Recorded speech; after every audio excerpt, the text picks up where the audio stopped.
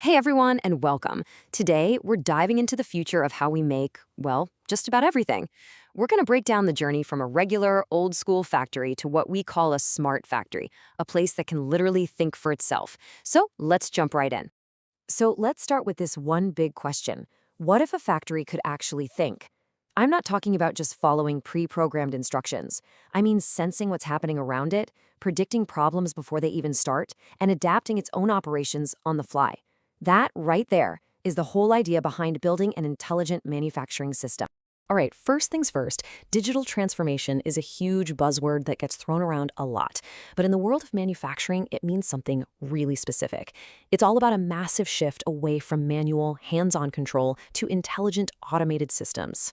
At its heart, this whole transformation is about building systems that do more than just follow a script. They're intelligent, meaning they can process information to actually understand what's going on. They're adaptive, so they can change what they're doing based on that new information. And crucially, they are fully digitized. Every single part of the process gets turned into data. This is the bedrock we're building everything else on. Okay, so how do you actually build a factory like this? What does it take? Well, it all starts with having the right set of tools.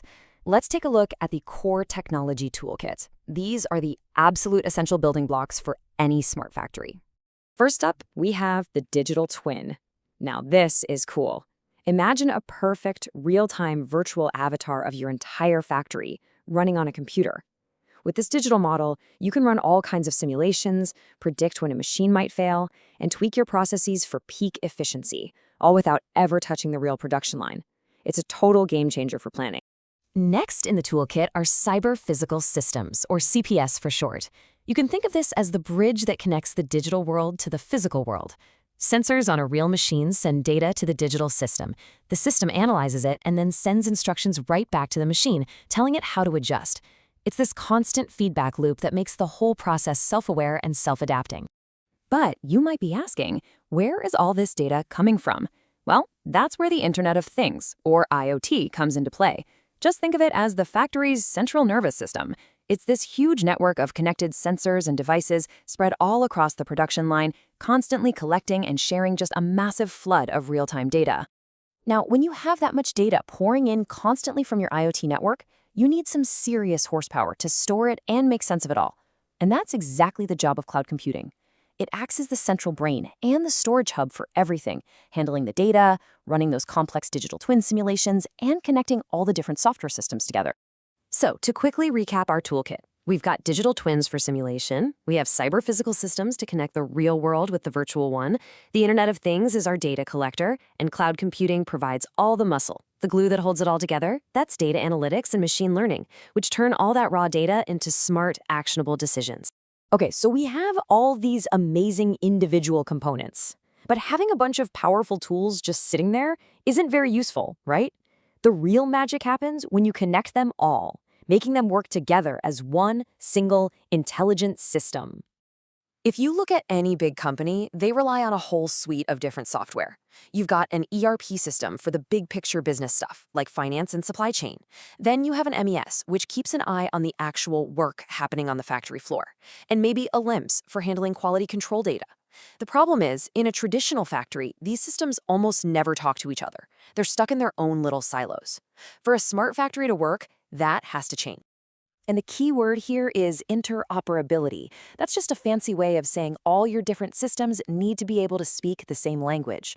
If all your software is locked into one specific vendor and can't communicate with anything else, your digital transformation is pretty much dead in the water. That's why being vendor agnostic is so important. It means using platforms that can connect to anything, no matter who made it. All right, enough with the theory. We get the tech, we get how it needs to connect.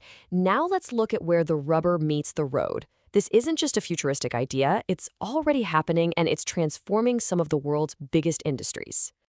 Take robotics, for example. By using a digital twin of a robotic arm or an entire assembly line, engineers can simulate and perfect the robot's tasks in a completely virtual space. This means they can make real-time decisions and optimize everything without the huge cost or risk of actually stopping the physical production line. Or think about shipbuilding, where the scale and complexity are just mind-boggling. These digital tools make something called lean production possible. By creating a virtual simulation of the entire shipbuilding process, companies can spot bottlenecks and optimize the whole dance of materials and workers before a single piece of steel is even cut. And then there's aerospace, where safety is everything. Here, this tech is absolutely critical. They use something called a digital thread that tracks every single component from the moment it's made to the moment it's installed. This gives them way more than just quality control. It lets them make predictive interventions, using data to spot a potential problem long before it could ever cause a failure. So, as you can see, all of these examples point back to one central idea. The future of manufacturing isn't really about building bigger or faster machines. It's about getting smarter with data. Let's wrap up by looking at the ultimate goal of this entire transformation. This chart really tells the whole story. We are moving away from relying on guesswork and experience and toward making purely data-driven decisions. We're going from manual control and constant human intervention to automation and self-adapting systems. We're breaking down those information silos and creating truly integrated systems. And maybe most importantly, we're shifting from reacting to problems after they happen to predicting and preventing them before they start. So, what's the bottom line? The ultimate goal here is to create a manufacturing system that is fully digitized, completely intelligent, and endlessly adaptive. And the fuel that powers this entire engine from start to finish is data. And that leaves us with one last thing to think about. We've talked a lot about how these intelligent factories work and what they can do today, but the really exciting question is about tomorrow. Once our factories become truly intelligent, self-optimizing systems, what new possibilities will that unlock? What will they create next?